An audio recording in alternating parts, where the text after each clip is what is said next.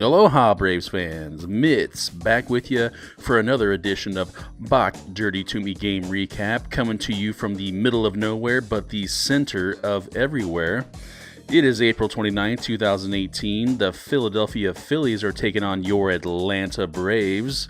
The pitching matchup is between Vince Velasquez versus Brandon McCarthy. These two guys are no strangers to each other, as they have already faced these teams twice and are getting ready to go for it for a third time, although their lines are completely different. McCarthy's 2-0 against the Fightin' Phils, while Velasquez is 0-2, with a particularly rough start his first go-around, getting pulled after 2 2/3 innings, so you know he is ready to get things going against the NL East foe, Atlanta Braves. A surprising move that really shouldn't be that surprising if you've been paying attention.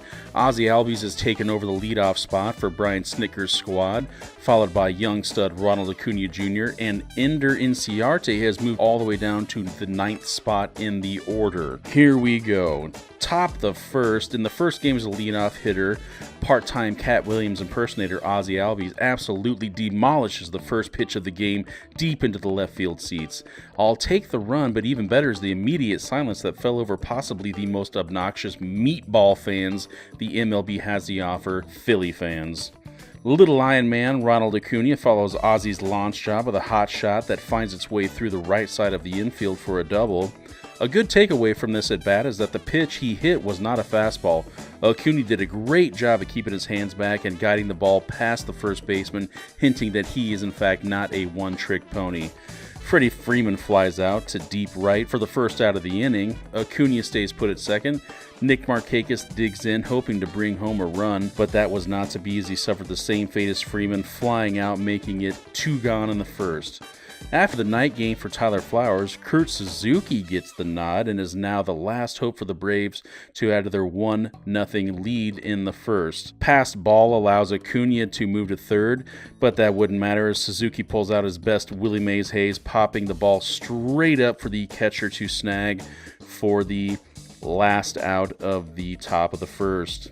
The bottom of the first, Cesar Hernandez digs in for Philadelphia and is promptly greeted with a 3-pitch strikeout capped off with a nasty backdoor curveball, freezing Hernandez. Carlos Santana works a walk on a borderline call on a down-and-in pitch that looked to have had the black, bringing up Odubel Stank-Leg Herrera.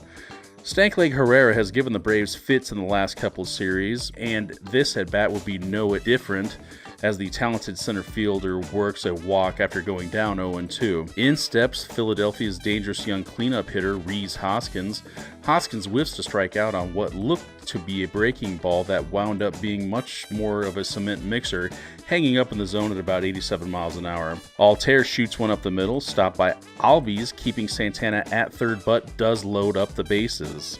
It will be up to Andrew Knapp if the Phils want to capitalize on the jam McCarthy has got himself into. Knapp rolls into the batter's box rocking a weak-ass mustache accompanied by a killer soul patch. Obviously a big Chris Cornell fan, Knapp definitely fell on black days with a swing and a miss on another sweeping breaking ball, ending the first inning threat. In the top of 2, Johan Camargo leaves off, smoking a pitch to Cesar Hernandez at second, who makes the play to retire Camargo for out number 1.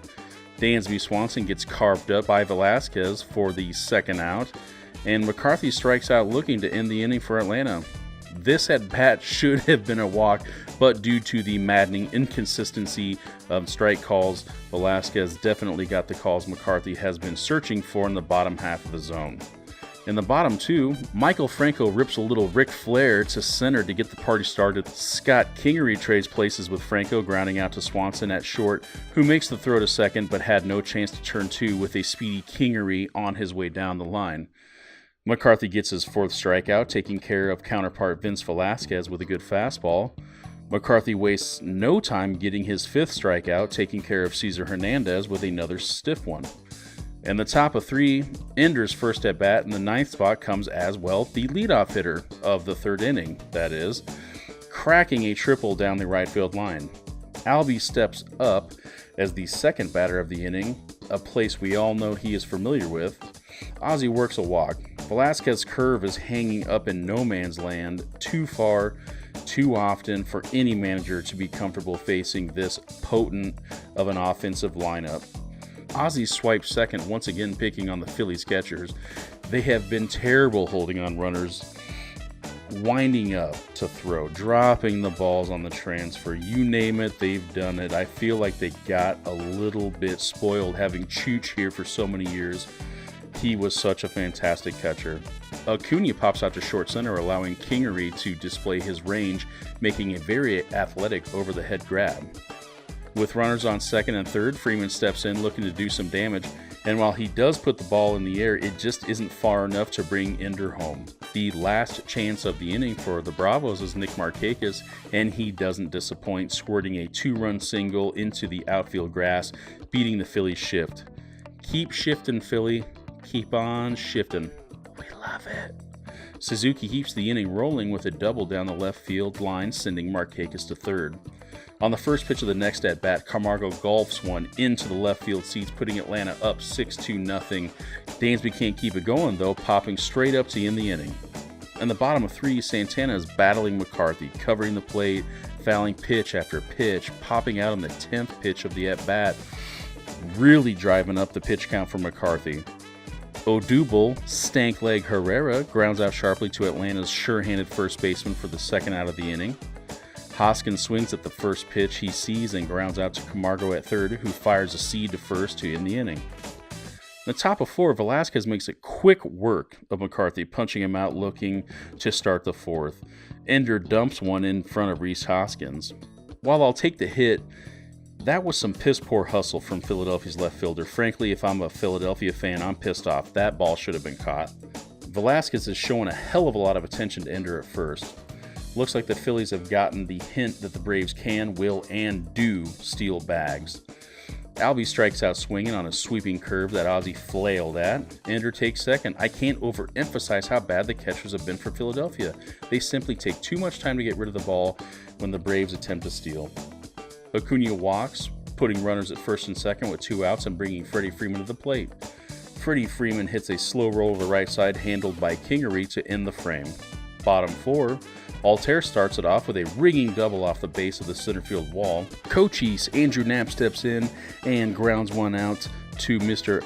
Ozzy Albies. Michael Franco reaches on a throwing error by Camargo, allowing Altair to score. Scott Kingery hits a single, sending Franco to third, really making the Camargo era loom. It appears that Velasquez's day is done as lefty Nick Williams checks in to pinch hit. Fortunately, Nick Williams hits a shot back to McCarthy, who stabs it and starts the 1-6-3 double play, ending the inning. Top 5. Right-hander Jake Williams is the new Philadelphia hurler to try his luck against the Atlanta Braves. Markakis sends a hot shot to short, and Michael Franco makes a huge play to not only keep the ball in the infield, but shows off a rifle as he fires a strike to first, getting his man. Thompson gets Suzuki looking for out number 2, and Thompson backs that up with another strikeout of Johan Camargo. A grounder to Swanson starts the bottom of the 5th. Carlos Santana on cue bounces a chopper into the shift, allowing Swanson to easily pick and throw to get out number 2. Stank leg Herrera steps in with his leg looking extra stanky, does a good job fouling off tough pitches to earn a 2-out walk, allowing Hoskins to get to the plate. Hoskins wastes Odubel hard-earned walk, popping out to short right, or as I could say, deep second, as Ozzy bolts and makes a fantastic over-the-head catch. Is there nothing this little guy can't do? Top 6, Jake Thompson's back on the mound for the Phillies, ready to handle the bottom third of the Braves' order. Dansby Swanson leads off the inning with a pop-out to Cesar Hernandez. McCarthy strikes out looking. Ender hits a dribbler right through the wickets of Carlos Santana, at first reaching on the air. No harm, no foul, though, as Carlos would get a second chance, perfectly handling another slow roller and taking it to the bag himself. McCarthy is back out there to start the bottom of the 6th and is rudely greeted by Altair with a single.